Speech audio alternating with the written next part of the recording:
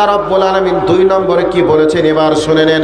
আল্লাহ রাব্বুল আলামিন বলেন, আল্লাহ রাব্বুল আলামিন কোরআনুল কারীম অন্য আয়াতের মধ্যে বলছেন, মা ইয়ালফিযু মিন কাউলিন ইল্লা লাদাইহি রাকীবুন আতীদ।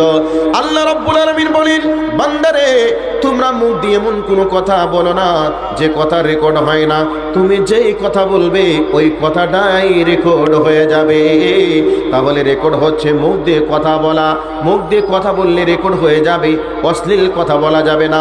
এবার একটা হাদিস শুনিয়ে দিই, বিশ্ব নবী আমার বলছেন, ওয়া আন আবি হুরায়রাতা রাদিয়াল্লাহু তাআলা আনহু قال قال رسول الله صلى الله عليه وسلم من كان يؤمن بالله واليوم الآخر فليقل خير أو ليصمت।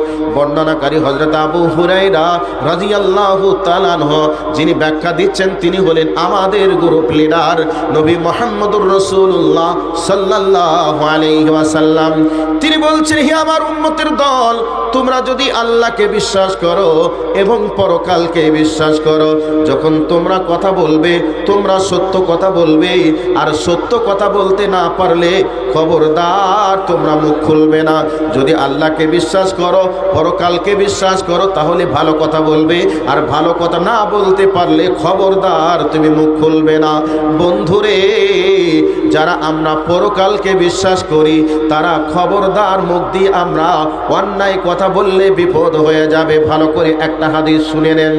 2 নম্বর আপনাদেরকে আর একটা হাদিস শুনিয়ে দিই। আল্লাহর নবীকে বলছেন, ইয়া রাসূলুল্লাহ, সব থেকে কোন জিনিসের মাধ্যমে মানুষ বেশি বেশি জাহান্নামে যাবে? তখন নবীজি বলেছেন 2টা জিনিসের মাধ্যমে, একটা হলো মুখের মাধ্যমে আর একটা হলো লজ্জাস্থানের মাধ্যমে। নবী আমার বলছেন, ওরে আমার উম্মতের দল, তোমরা 2টি জিনিসের যদি জামিনদার হয়ে যেতে পারো, আমি নবীকে তোমরা যদি 2টি জিনিসের গ্যারান্টি কার্ড তোমরা দিয়ে দিতে পারো, আমি নবী মুহাম্মদ তোমাদের জন্য আমি গ্যারান্টির কার্ড দিয়ে দিলাম। আমি নবী তোমাদেরকে সরাসরি জান্নাতের জামিনদার হয়ে গেলাম। আমি নবী তোমাদেরকে জান্নাতে পৌঁছে দেব। সেই 2টা কি? আল্লাহর নবী বলছেন, একটা হলো মুখ আর একটা হলো লজ্জাস্থান। কোনো ব্যক্তি যদি নবীজির হাদিস অনুযায়ী কেউ বলতে পারে, আমি জীবনে মুখ দিয়ে হারাম খাইনি, জীবনে মুখ দিয়ে আমি অন্যায় অশ্লীল কথা বলিনি, আর আমি আমার যৌনাঙ্গ দিয়ে আমি অন্যায় কিছু করিনি, এটা যদি কেউ জামিনদার হয়ে যেতে পারে, নবীজি বলছেন আমি তার জন্য জান্নাতের জামিনদার হয়ে যাব। তাহলে ভালো করে 2টি হাদিস আপনাদেরকে শুনিয়ে দিলাম। এবার ভালো করে শুনে নেন।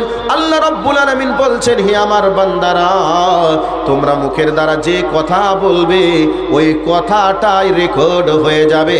কিয়ামতের ময়দানে তোমার জন্য ভয়াবহ বিপদ হয়ে যাবে।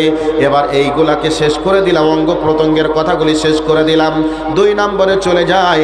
আল্লাহ রাব্বুল আলামিন বলছেন, ইয়াউমা তুহাদ্দিসু আখবারাহা বিআন্না রাব্বাকা আওহা লাহা। আল্লাহ রাব্বুল আলামিন বলছেন, কিয়ামতের ময়দানে জমিনকে জিজ্ঞাসা করা হবে, জমিন তুমি বলো তোমার উপরে আমার এই বান্দা কি কি অন্যায় করেছে, তুমি বলো। এই অবস্থায় আল্লাহ রাব্বুল আলামিনের সামনে জমিনের উপরে যে যা অন্যায় করেছে সব কিছু জমিন বলতে শুরু করে দিবে।